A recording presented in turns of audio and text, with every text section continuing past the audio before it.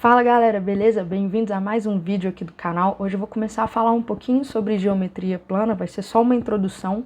Vou falar sobre ponto, reta, plano e ângulos, beleza? Bora pra aula? Então, para começar, gente, o que é ponto? Ponto é isso aqui, é um elemento adimensional, ele não tem, ou seja, não tem comprimento, não tem largura, não tem profundidade.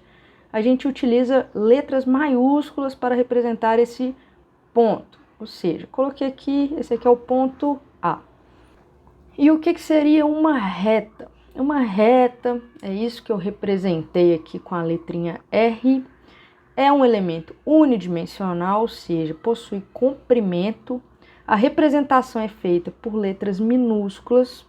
Ela é infinita, essa setinha que tem aqui, essa setinha que tem aqui indica que ela cresce infinitamente para os dois lados. E dois pontos distintos determinam uma reta, ou seja, por dois pontos distintos passa apenas uma reta. O que a gente tem que saber? De azul aqui eu coloquei a reta R, beleza? Ela é infinita, mas eu posso pegar um pedaço dessa reta, que também é um pedaço infinito, que é a semirreta AB. Ela tem início no ponto A, mas ela não tem fim. E ela cresce no sentido do ponto B, certo?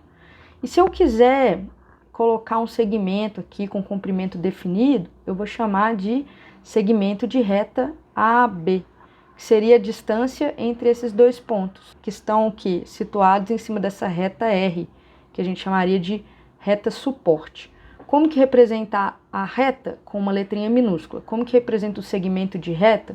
Você coloca os dois pontos que estão definindo aquela reta e coloca a setinha para indicar para onde que essa reta está crescendo, ou seja, o A é a origem e ela está indo em direção ao ponto B.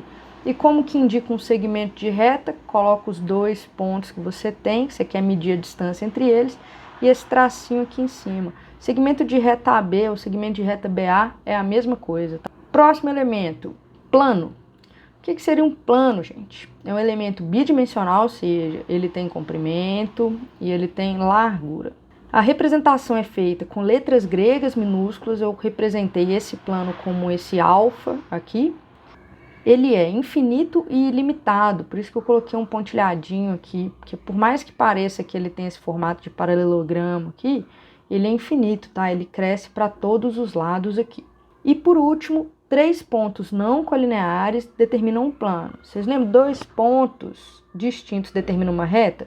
Então, três pontos determinam um plano, tá? Por que eles não podem ser colineares? Se eles fossem colineares, como eu coloquei aqui o ponto D, o ponto E e o ponto F, esses três pontos colineares eles definem uma reta, tá? Por isso que eles não podem estar na mesma linha. E o que seria ângulo, gente? Se eu pegar uma semirreta OA com origem no ponto O, se eu pegar uma outra semirreta OB com origem também no ponto O, existe uma região que está entre essas semirretas aqui, e essa região aqui que é o ângulo, tá?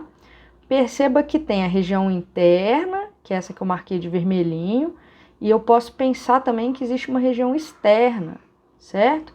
Então, duas semirretas, elas definem dois ângulos, tá?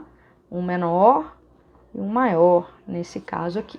O ângulo ele é denotado como AOB, esse aqui, o O no centro para mostrar que ele é o vértice, e esse chapéuzinho em cima do O para mostrar que a gente está falando de ângulo, tá? Então, o que seria o ângulo? É a região delimitada por duas semirretas que partem do mesmo ponto O, que é o vértice. E as nossas duas semirretas seriam as semirretas OA e OB. O ângulo é esse cara aqui, que a gente normalmente marca pertinho do vértice aqui e representa dessa forma. Como que a gente classifica ângulo, gente? Se eu pegar uma semirreta OB e traçar uma outra semirreta partindo do ponto O e indo em direção ao ponto B aqui, vou chamar ela de OA, qual que é o ângulo entre essas duas semirretas? Esse ângulo é zero, beleza? Não tem, ele é nulo, né? Isso é o que a gente chama de ângulo nulo. E se eu colocar aqui a minha semirreta OB e traçar uma outra semirreta OA partindo do mesmo ponto e ficar com esse ângulo aqui? Esse ângulo ele é menor do que 90 graus.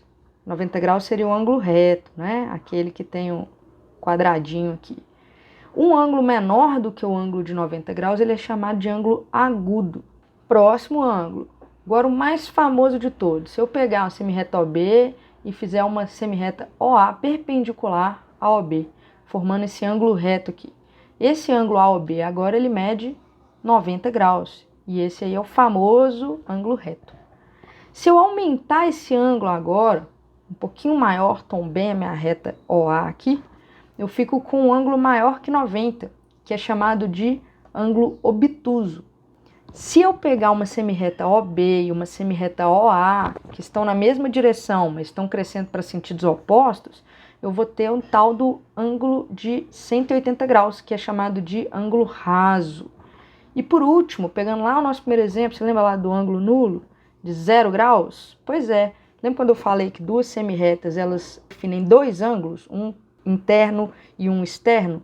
O ângulo externo aqui, ele está dando essa volta completa aqui. E isso aqui é um ângulo de 360 graus, que é chamado de ângulo completo. Beleza, gente, vamos falar agora um pouquinho sobre classificação de retas, o que seria a posição relativa entre as retas, né? Se eu pegar duas retas distintas, R e S, e elas tiverem a mesma inclinação, eu vou dizer que essas retas são paralelas, certo? Se elas são paralelas, têm a mesma inclinação, elas não têm nenhum ponto em comum. Porém, existem retas que têm a mesma inclinação e têm todos os pontos em comum. Elas seguem sendo paralelas, mas a gente dá esse nome especial para elas aqui de coincidentes. Uma reta está exatamente em cima da outra, então elas têm todos os pontos em comum. Essas duas retas aqui, então, são paralelas distintas e essas aqui são paralelas coincidentes. Beleza, se ela não está nesse caso de ser reta paralela, ela vai ser o que então? Ela vai ser o que a gente chama de retas concorrentes. O que seriam retas concorrentes? Elas têm inclinações diferentes, então elas vão ter que se encontrar em algum ponto. Essas duas retas aqui, R e S, são retas concorrentes que se encontram nesse ponto comum, beleza? Existem as retas perpendiculares, que são retas concorrentes, que elas têm esse nomezinho especial aqui, porque quando elas se cruzam, elas formam esse ângulo de 90. Então, gente, retas perpendiculares são retas concorrentes que formam um ângulo reto, tá? Essas duas retas aqui são retas concorrentes e essas aqui são concorrentes perpendiculares. É um caso especial dentro de retas concorrentes. Galera, essa foi a nossa aula de introdução à geometria plana, falando de ponto, reta, plano e ângulos. Nas próximas aulas a gente vai vir falando de polígonos, triângulos e quadriláteros. Até a próxima, gente!